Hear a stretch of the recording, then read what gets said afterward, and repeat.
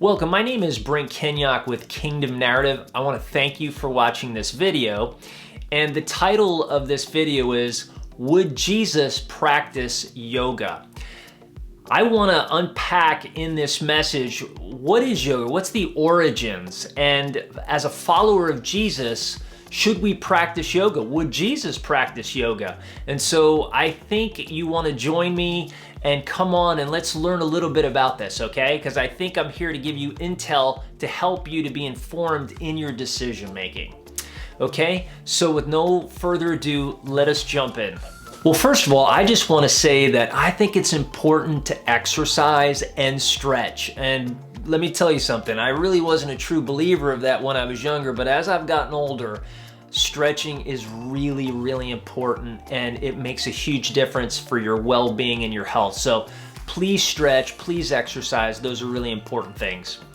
Now, there is a verse where Paul talks to Timothy, and I want to share this verse, and it says, this is 1 Timothy 4:8. For physical training is of some value, but godliness has value for all things, holding promise for both the present life and the life to come.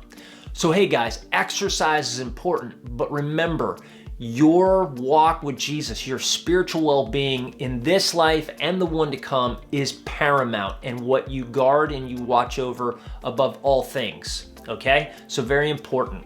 Now I want to talk about coming with a lens, okay? We're going to give some different lenses here because we want to see different perspectives, okay? One, I want to come through the lens of somebody who's in Hinduism, and especially a guru, to the best that I can, because I don't really fully understand it, but I'm going to give you what I do understand.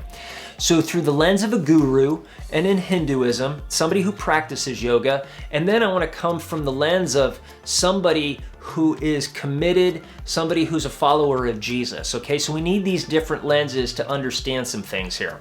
So we're gonna have that vantage point. Okay, so I have 3 different websites, and we're to start off with, and I wanna share what different Hindu or individuals who do yoga, and I guess they have Hindu backgrounds, they're believers in the Hindu faith, how they perceive yoga and understanding these origins. Okay, so let me go ahead and read these for you. It says in the HimalayanAcademy.com, this is what it said, the question, is yoga a Hindu practice? Well, it's deeply rooted in Hindu scripture and belief. Yoga is and always was a vital part of Hindu religion and culture. Today, it is embraced by tens of millions of non-Hindus seeking its renowned benefits to physical, mental, and spiritual health. The United States alone has over 20 million practitioners, and there are hundreds of millions worldwide. So it's important to understand, based on what we're reading in this website, is that yoga has deep roots in Hinduism, and so it's important to understand that. Let's take a look at what another website says. And this one comes from hinduamerican.com. Those who continue to discount yoga's root in Hinduism need look not much further than the names of various asanas, which pay homage to Hindu sages and Hindu deities. There are many, including Hindus, who claim yoga is universal and cannot be tied to a religion. Unfortunately, this line of argument demonstrates a limited understanding of Hinduism. And it's important to know that this asana is a posture adopted in performing hatha yoga. So in yoga, their postures, this asana is what he's getting to, is the practice of these positions. So, and he's like, you're in error if you think that. This is somebody that comes from the Hindu roots and believes in Hinduism. Let's take a look at a third one. And this comes from Yogapedia. And it says, what is a temple? Hindu temples and the human body are considered identical. By practicing yoga regularly, one worships the body and maintains optimum health. So when we look at this, and you can look at other websites too, coming from a Hindu and especially a guru, they without a doubt see yoga coming from the roots of Hinduism. Now I'm going to explain a couple minutes why I'm pinpointing on this so much, so just stick with me. But I want to give you a different lens, and it comes from the lens of being a follower of Jesus. So I want to start off by saying God is the ultimate judge. Whatever we do, He is the judge of all things, okay? So it's important. I am not coming from a place of judging. I am giving you what I believe the scripture says. I'm giving you what I believe God would see, and it's for you to do with it what you want to do with it, okay? So I just want to start off by saying that. Now, much like somebody who's a Hindu or a guru and they uphold their belief system, it's the same with being a follower of Jesus. Would we want to look at somebody who, is going to church, seeking God through the word, doing all these things, but, or let's just say they go to church and then they walk away and they don't live their faith out, That's why a lot of people like myself and others, they don't even want to be regarded as a Christian anymore. We want to be followers of Jesus and disciples of Jesus, to say we're serious about this. This isn't a wishy-washy faith. And it's important that we're committed to what we do, because that's what belief is. It's to trust and commit to God. So that's important to understand. So I respect where a Hindu and a guru is coming from, what they're saying. And I want to make that distinction. That's what these things are. You need to understand this. I also think it's important to understand that we don't misrepresent Jesus. Whatever Jesus says, whatever God says, we want to represent that. We want to live out what He's asked us to live out. We're not here conjuring up what we think. We're upholding what He says. I'm trying to uphold what a Hindu says about yoga, and I also want to uphold what God would say in being a follower of Jesus. So I think it's also important to understand that. Okay, I also want to give you another lens, and it's called dualism, which is a philosophy.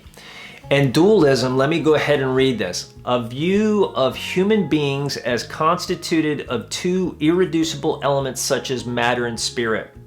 Another way of explaining it, one way of explaining it, is a separation of the secular and the spiritual. So somebody who, they might not walk around saying, wow, I've got this philosophy of dualism, but it's what they're carrying out. So when it comes to yoga, there are people that will say things like, well, I don't believe in what the Hindus believe, and I'm not doing what they're doing. So they'll come from more of a secular perspective of doing yoga. And this is called dualism, that says there's a separation of the spiritual and the secular. So that's what we see in society. We see it like even all throughout our nation. There's this secular mindset versus the spiritual. And what I'm coming to say is there is no separation between those two at all. God knows that there are spiritual things attached in all of that. So you have to go through life understanding that things are spiritual. So when we're talking about yoga, there is no separation of the spiritual. And I'm going to go into explaining that a little bit more here. So with that, let's take a look at the different types of yoga. Again, I am not an expert in this area. I'm giving what I've done in my research. You may know more than I do, but I think it's fair to say that as I looked, these are a bunch. Whether they're all 100%, I don't know, but there's enough there to say these are the different types of yoga. A lot of people who practice this would say that, okay? So let me go ahead and share the different types of yoga. Ashanta yoga, the yoga, Kundalini yoga, Yin yoga, Bikram yoga, Hatha yoga, Ligandur yoga, Jivanmukhi yoga. Excuse me for the mispronunciations. I don't know fully how to pronounce them, but I'm just trying to do my best with it. Vinyasa flow yoga, Anusara yoga, Vinyasa yoga, restorative yoga, acro yoga, aerial yoga, prenatal yoga, Sivananda yoga, and mantra yoga. So we see all these different types of yogas out there, and they all represent, and if you are a follower of Jesus, you know in the world there's thousands of denominations, like splits from one another. Well, it's sort of like that with Hinduism too. There's different ways of how they're looking at it. So that should give you a little bit of perspective. It's just the reality of differences in people, but that shows up in Hinduism. Now, let me go ahead and say this. If you were to think back 20 years ago, there wasn't a lot. I mean, I know there was yoga out there, but there wasn't a huge amount. If we were to look in the last 20, maybe even 15, maybe even 10 years, yoga has exploded in America. It's yoga this, it's yoga that, it's all over the place.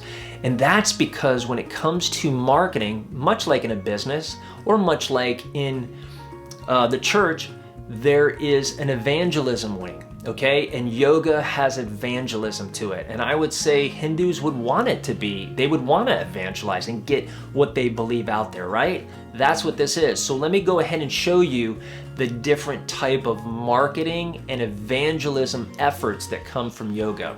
Beginner yoga, beach yoga, hot yoga, yoga for seniors, chair yoga, arts and hot yoga, love yoga, core power yoga, forest yoga, integral yoga, power yoga, restorative yoga, revival yoga fest, yoga in the garden, green monkey yoga, animal friendly yoga, group yoga, yoga for relaxation, paddleboard yoga, Baptiste power yoga. So hey, there it is. And that's just some of them. I probably could have come up with thousands of them.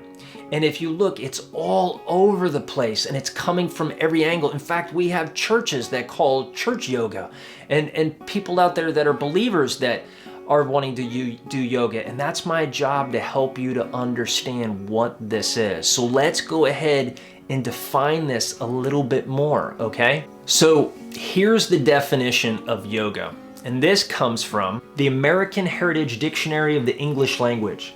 An ascetic Hindu discipline involving controlled breathing, prescribed body positions, and meditation, with the goal of attaining a state of deep spiritual insight and tranquility. A system of stretching and positional exercises derived from this discipline to promote good health, fitness, and control of mind. The first one there would have been probably more from the Hindu perspective. The other one, you kind of hear the secular yoga perspective, right? And that's why I wanted to bring those lenses to understand where people are coming from. But we've already talked about dualism. There is no separation of the spiritual and the secular. Let's go on and look at some more of the definitions. A species of asceticism among the Hindus, which consists in a complete abstraction from all worldly objects, by which the votary expects to obtain union with the universal spirit and to acquire superhuman faculties. To acquire superhuman faculties. I've had conversations with people before when they've done yoga. Oh, I got that burst of energy. I don't think you want that burst of energy. Is a path towards total harmony of body, mind, and spirit.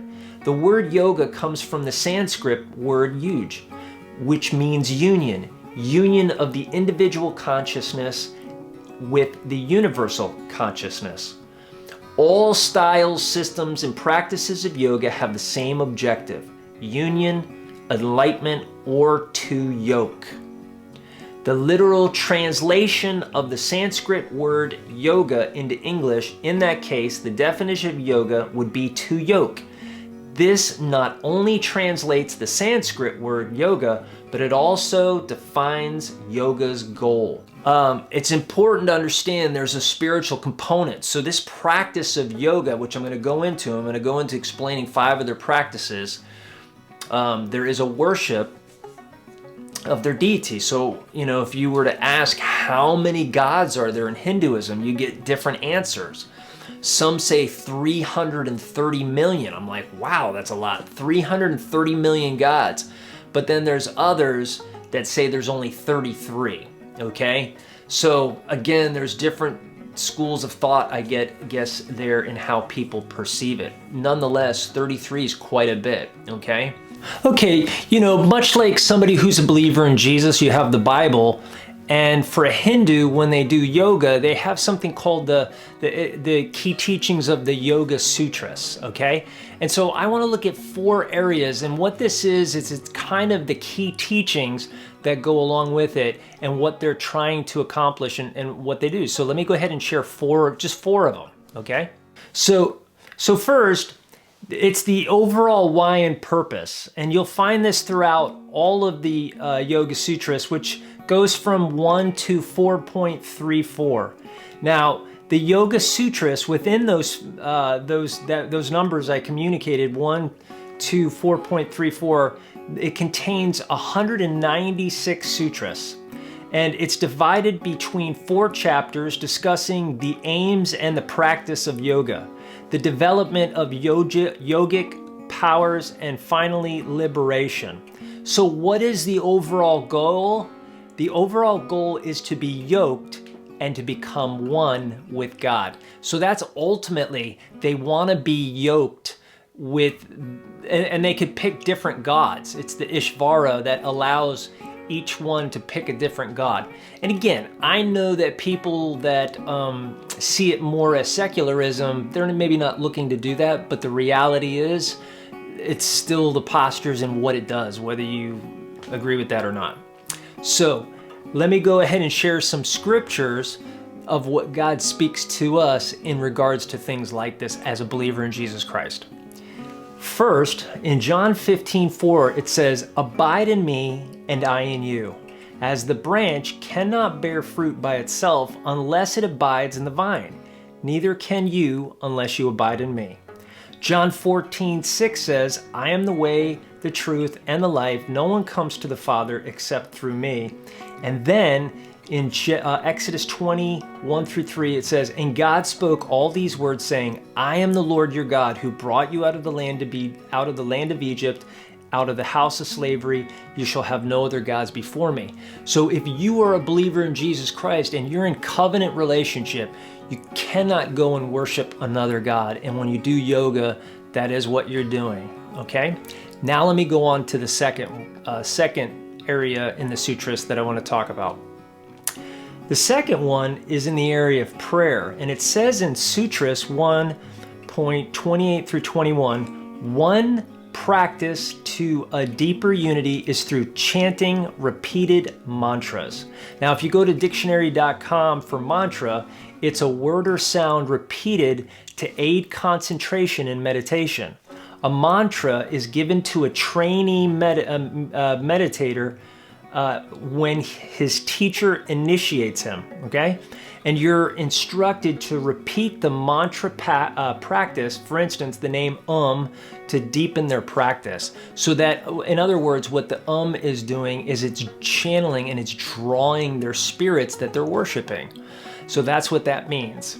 Now, for somebody that's a believer in Jesus Christ, what does God say about something like this? If you're in covenant relationship with the God of the Bible, if you're in covenant relationship with Jesus Christ, what does the scripture say? In Exodus 23:13, it says, "Do not invoke the names of other gods. Do not let them be heard on your lips." So this is very serious to God, and he calls it spiritual adultery.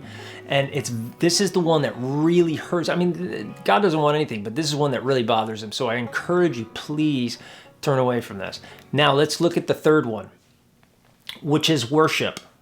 In Sutras 2:46-55, it says, "The practicing of yoga movements paired with breathing techniques and meditation is also said to deepen the practice." In other words, they're worshiping their God in that process, in doing yoga. So again, it's very serious, but I want to see how God speaks to us and what the Word says. And it says in Romans 12:1-2, "I appeal to you, therefore, brothers, by the mercies of God, to present your bodies as a living sacrifice, holy and acceptable to God, which is your spiritual worship. Do not be conformed to this world, but be transformed by the renewal of your mind, that by testing you may discern what is the will of God, what is good and acceptable and perfect." So I encourage you, present your body as a living sacrifice before the God of the Bible, before Jesus. That is your spiritual worship. Don't be conformed to what everybody else is doing. Everybody does yoga. It's all over the place. And when everybody's like, "Oh, they're doing it, maybe I should do it." Don't get caught up in that. You know what God says in His Word, and you follow Him and obey Him, okay? Now, last one is encountering spirits. And it says in Sutras 3:16 and then 3:22, "The practitioner can attain special abilities to tell the past and future through meditation." And then in Sutras 3:25 and 3:32, "Through meditation, one can also discover spirits and communicate with master spirits." So again, there is a spiritual component to this. It's there whether people, are in the secular side of things or not. It's just there. That's what this is all about. You just got to look at it. It's not hard to see.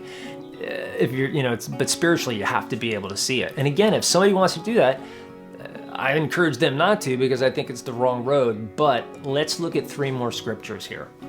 In Leviticus 26, it says, I will set my face against the person who turns to mediums and spiritists to prostitute himself by following them, and I will cut him off from his people. In Leviticus 20:31, do not turn to mediums or seek out spiritists, for you will be defiled by them. I am the Lord your God. And then in Hebrews 5:14 it says, but solid food is for the mature, for those who have their powers of discernment trained by constant practice to distinguish good from evil. Listen, God didn't come here, Jesus didn't come here to judge you right now, okay? He's judging the enemy, the spiritual enemy, okay? He gives you a life to choose whether or not you want to seek him or not. At the end of your life, that's when you are judged. But he's not doing it right now because he loves you, and he's giving you every chance to respond to his pursuit of you. But the God of the Bible, Jesus, is the one way to the Father. So I just encourage you to think on that. So there's 4 things I gave you there. Now I want to finish up with something that I think is really important. And here's the first thing I want to share. Syncretism. It's the combination of different forms of belief or practice. So what does it mean to be a syncretist? It means you're worshiping Jesus and then you're worshiping another God. That's, in God's eyes, that's to commit spiritual adultery. So I encourage you, that's not what he has for you. Let me go ahead and share something else. Now, when it comes to breathing, when we look at the name of Yahweh, the Yah, in a sense, is breathing in air, and the way, Yahweh, the way part is the exhaling. So you get the inhaling of air and the exhaling of air. So when we say Yahweh, and we're breathing in and we're breathing out, you're actually saying the name of God, Yahweh. It was the name he had before we know the name of Jesus. And so this is really crucial. And here's the revelation that God gave to me. Every person on this planet that was given that air that is inhaling, that's the Yah, and then the exhaling is the way. It's your ability to breathe, okay? You are actually tasting the presence of God, the omnipresence. And when a person comes to the end of their life and they don't know Jesus and they have their last breath, no longer do they have the omnipresence of God anymore. That's when you become eternally separated from God. So your breath is part of the omnipresence of God. It's that important. So every breath we take in and out, we cherish that and we thank the Lord for giving that to us, and we're actually saying a part of the name that he's been given. So it's pretty awesome. So breathing is important. I look, for a lot of people that have tried to do yoga, they want to exercise, they want to take care of their bodies. Listen, I respect that, but it's the way you can do that in other ways. So I want to encourage you with that. The next one is meditating. There are only 3 scriptures in the Bible that talk about study, but there's actually 24 verses in the Bible that talk about meditating. Isn't that interesting? And when I say meditating, it could be a verse that says meditate, meditation, meditating, ponder, muse. It's all the same thing. So we normally in the Western world, and especially in America, know study because of our university systems, education systems, but you don't really hear a lot about meditation. And then you hear that in yoga or in the Eastern part of the world, and everybody's like, oh, we don't want to do that. But the reality is, when you see it in the Bible, it's so important. And I say it's an area that we really need to grow in. And so I encourage you to meditate on the scriptures. A lot of time in meditation and the breathing and yoga, they're trying to empty themselves. You don't want to empty yourself. You want to be filled with God. You want to put yourself in a constant position to receive from God, so you actually have something to give. We love because God first loved us, right? And so the last thing I want to say is worship. God says in John 4:23, yet a time is coming and now comes when the true worshipers will worship the Father in spirit and truth, for they are the kind of worshipers the Father's well pleased with. So guys, I want to bless you. I want to charge you. I want to challenge you. Pursue Jesus with everything you are. If you're doing yoga, turn away from that stuff. Trust me, I know I'm being as honest as I can with it. Stay away from it. And if you need any help in regards to the breathing and the meditation or anything to help you to grow in your walk, please reach out to me. I would love to serve you and help you. All right, hey guys, thanks for watching this message. My name is Brent Kenyock with Kingdom Narrative, and I hope you have a wonderful day. Thanks so much for watching.